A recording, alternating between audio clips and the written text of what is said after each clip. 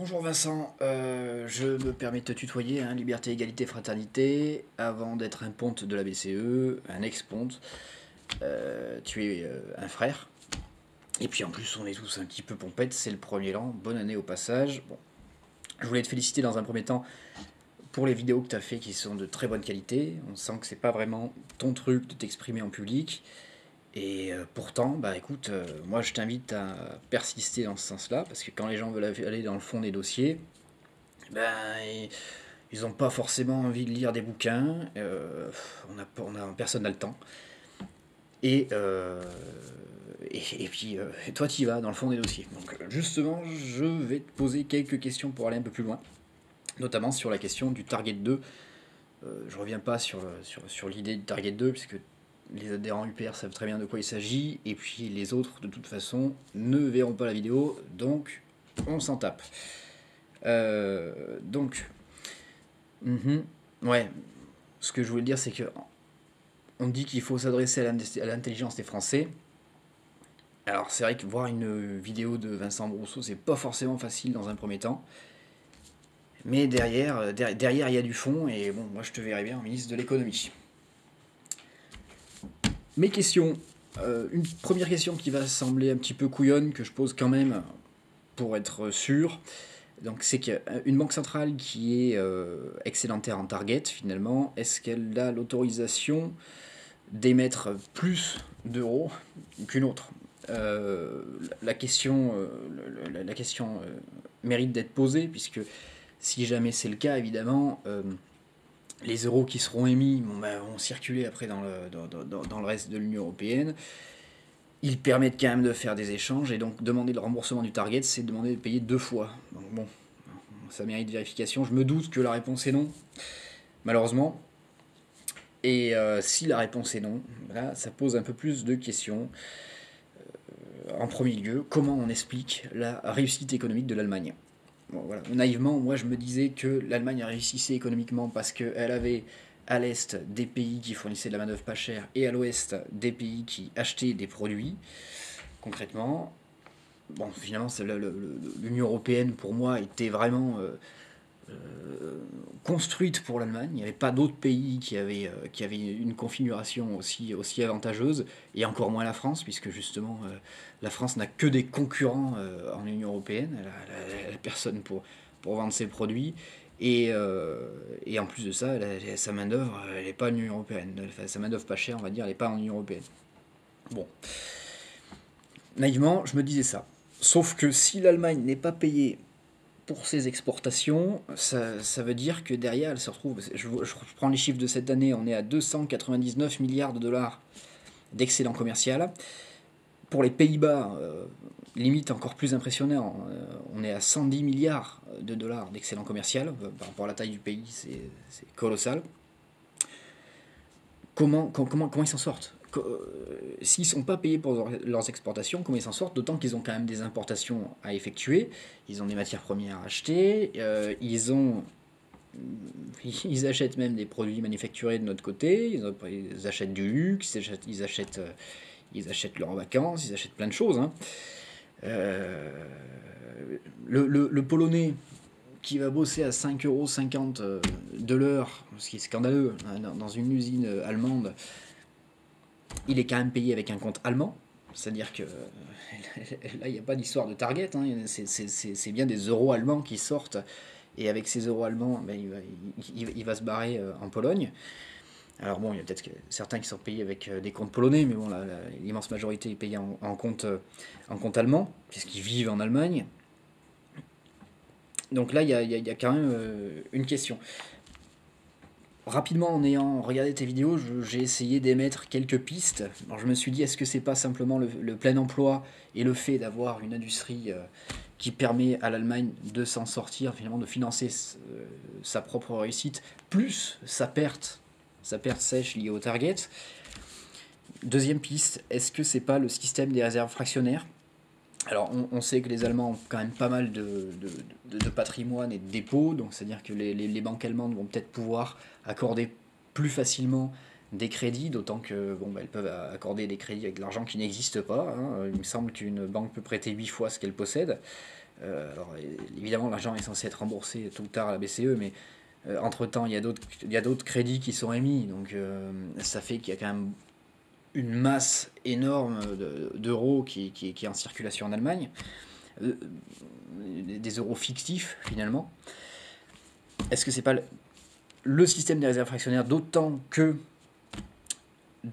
finalement, tu disais qu'il y a les gens fortunés dans le système euro placent leur argent en Allemagne dans l'espoir finalement de récupérer des Deutschmarks si ça pète, et puis aussi pour placer de l'argent tout simplement. Donc ça fait des grosses sommes finalement sur lesquelles faire levier. Autre point que je me suis dit, est-ce que c'est pas une forme de patriotisme fiscal? Les Français, les élites françaises ont complètement trahi et donc effectivement on a une grosse perte en délocalisation fiscale, en optimisation fiscale. En Allemagne, on a une économie qui est fondée sur un réseau de PME. Peut-être que c'est plus difficile déjà de faire de l'optimisation fiscale quand on est une PME. Et puis, deuxième point, patriotisme justement. Donc peut-être que les Allemands ont peut-être un peu moins envie de payer leurs impôts aux Bahamas. Bon, j'aurais voulu que tu puisses nous expliquer quelles sont les conséquences du target. Qui paye finalement si la Banque centrale allemande sort, doit payer les exportations euh, finalement qui devraient être normalement payées par d'autres pays, qui au final est impacté. Je pense notamment à l'idée de 3% de déficit. Donc c'est-à-dire que si la Banque centrale d'Allemagne se retrouve avec ses 299 milliards à payer chaque année, bon, bah, les 3% de déficit, ils sont explosés hein, de très loin. Hein. C'est-à-dire que concrètement, elle a intérêt à non seulement ne pas être en déficit, mais à être en excédent, un excédent fort. Quoi. Bon. Est-ce que est-ce que c'est payé par le budget public allemand? Est-ce que finalement l'Allemagne n'arrive pas à faire de la dette souveraine? Arrive un petit peu moins à s'endetter? Est-ce que c'est payé? Est-ce que les banques allemandes... Alors je viens de dire qu'il y avait beaucoup de dépôts et que les banques allemandes pouvaient accorder beaucoup de crédits, mais est-ce que c'est pas limité par ce système est-ce que le target n'impacte pas quand même le flot de crédits qui sont accordés, même si ils seraient quand même gagnants par rapport au fait qu'ils ont énormément de pognon en garantie? Je ne sais pas. Voilà, si tu pouvais nous éclairer, rentrer un peu plus dans le détail sur ça, pour savoir quelles sont réellement les conséquences du target, notamment pour l'Allemagne, mais encore plus, j'ai envie de dire, pour les Pays-Bas, qui sont encore un plus petit pays avec un différentiel peut-être important en target. Voilà. Un point que je voulais sur lequel tu reviennes, c'est que finalement on est presque un peu gagnant. Enfin, les pays qui sont déficitaires en target, c'est pas trop le cas de la France, mais ils sont presque un peu gagnants parce qu'ils ne payent pas finalement leurs importations ne sont jamais facturées. Et si elles étaient facturées en hypothèque, ça voudrait dire concrètement que l'Italie, le Portugal, l'Espagne auraient dû. Enfin, la moitié de l'Italie, du Portugal et de l'Espagne serait en propriété allemande ou des pays excédentaires. Donc, est-ce que finalement on n'est presque pas gagnant avec ce système? Tu parlais de la création de l'euro aussi. Alors, tu dis au moment de la création de l'euro, personne n'avait envisagé le fait qu'il puisse y avoir une divergence des targets. Alors, je veux bien admettre hein, qu'au niveau des élites françaises, que les fils à papa du 16e qui sortaient des grandes écoles n'aient pas du tout envisagé le fait qu'il puisse y avoir une différence de balance commerciale. Malheureusement, je veux bien l'admettre.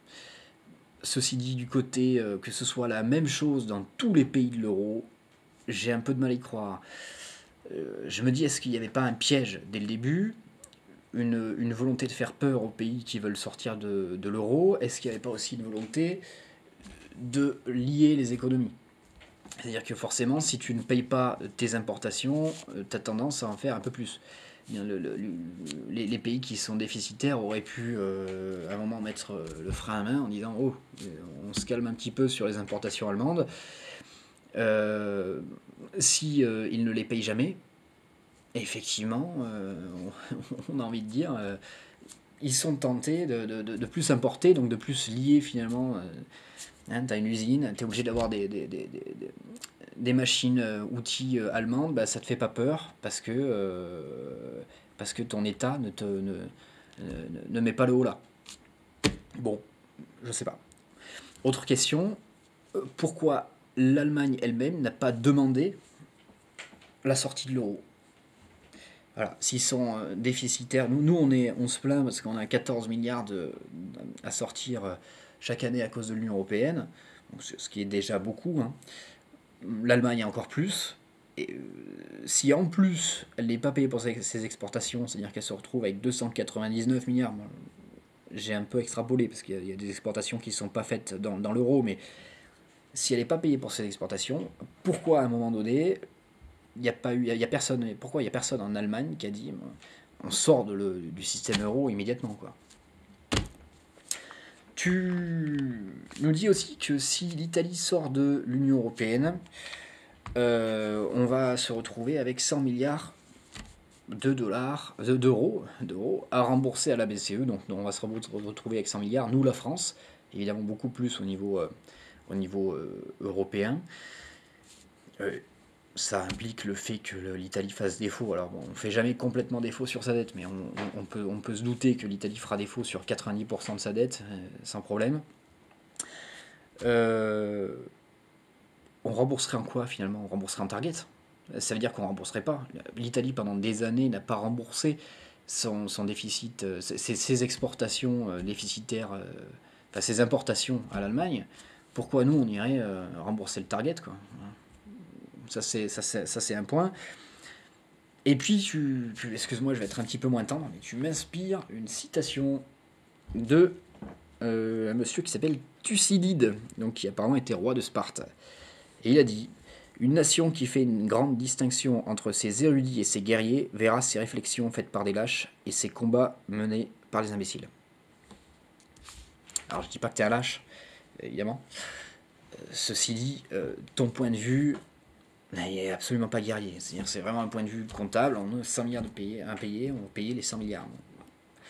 D'un point de vue guerrier, ou même d'un point de vue de juriste, à un moment donné, c'est pas recevable.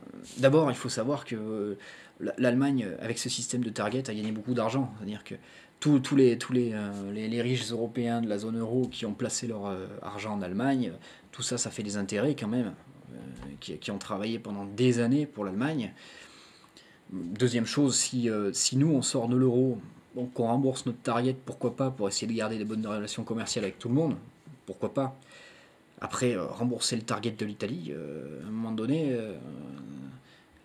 voilà, non, c'est pas recevable. Enfin, j'ai pas envie de comparer nos armées, tu vois, mais j'ai envie de dire qu'est-ce qu'ils peuvent faire l'Allemagne.